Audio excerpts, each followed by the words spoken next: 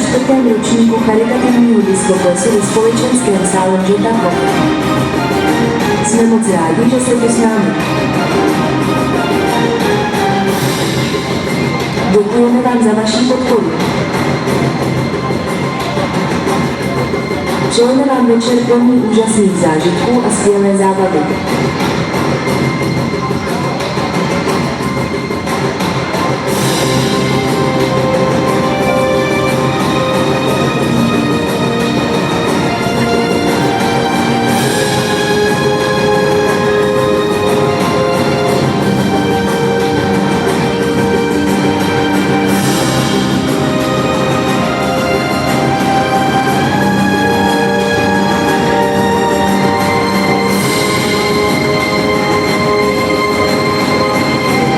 Dámy a pánové, přivítejte moderátora charitativního diskoplesu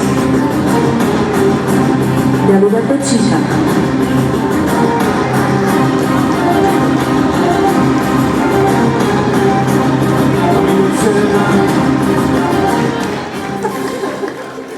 Ty vole, když začít zbláznem, tak pořádně. Jako takhle, kdybych přibral 2-3 kila, vypadáme stejně. Blech máme podobně a nutno říct, teda takhle. Rozhodně ve mně byste nenašli tolik energie, jako má maskot Alfík. A bude tady dneska celý večer. Já teď použiju něco jako když máte v letadle takový ten úvodní